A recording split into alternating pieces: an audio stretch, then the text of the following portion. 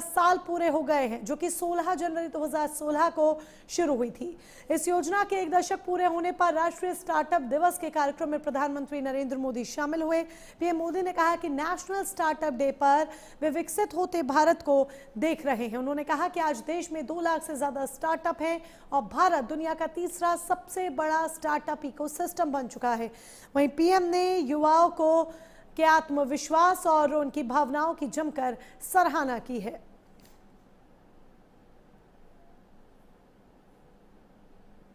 हमने युवाओं को खुला आसमान दिया और आज नतीजा हमारे सामने है। सिर्फ 10 साल में स्टार्टअप इंडिया मिशन एक रिवॉल्यूशन बन चुका है। भारत आज दुनिया का 3rd लार्जेस्ट स्टार्टअप इकोसिस्टम है। 10 साल पहले देश में 500 से भी कम स्टार्टअप थे। आज ये संख्या बढ़कर 2 लाख से ज्यादा है। 2014 में भारत में सिर्फ 4 यूनिकॉर्न थे। आज भारत में करीब 125 एक्टिव यूनिकॉर्न है।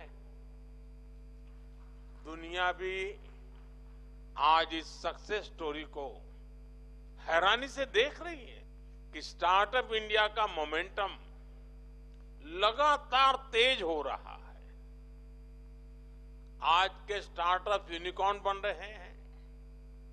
यूनिकॉर्न अपने आईपीओ लॉन्च कर रहे हैं, ज्यादा से ज्यादा जॉब क्रिएट कर रहे हैं। पिछले ही साल यानी 2025 में करीब 44,000 और नए स्टार्टअप रजिस्टर हुए हैं। चलिए इसी के साथ आगे बढ़ते हैं। उत्तर प्रदेश के मुख्यमंत्री योगी आदित्यनाथ ने गोरखपुर में आयोजित पूर्वी क्षेत्र अंतर विश्वविद्यालय महिला बास्केटबॉल प्रतियोगिता का उद्घाटन किया।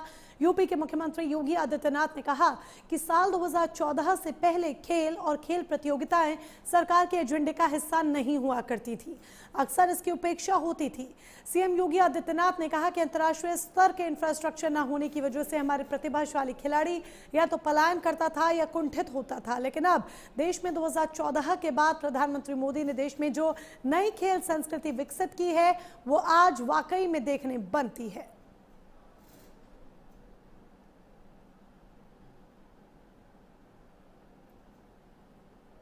जब हम खेल की बात करते हैं तो आपने पिछले 11 वर्ष के अंदर देश के अंदर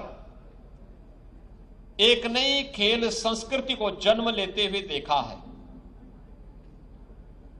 याद करिए 2014 के पहले खेल और खेलकूद की प्रतियोगिता इस सरकार के एजेंडे का हिस्सा नहीं हुआ करता था।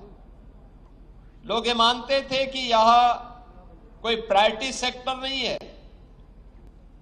अक्सर इसकी उपेक्षा होती थी।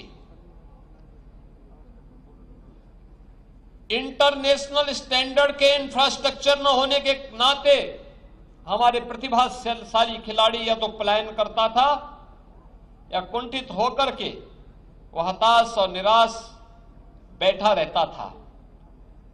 लेकिन अब देश के अंदर 2014 के बाद जिस प्रकार की एक नई खेल संस्कृति प्रधानमंत्री मोदी जी ने विकसित की है, आज वह देखते हुए बनती है।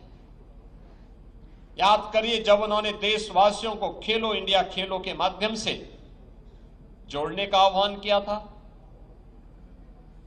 फिट इंडिया मूवमेंट के माध्यम से एक स्वस्थ शरीर के माध्यम से कैसे हम सशक्त राष्ट्र के निर्माण की आधारशिला तय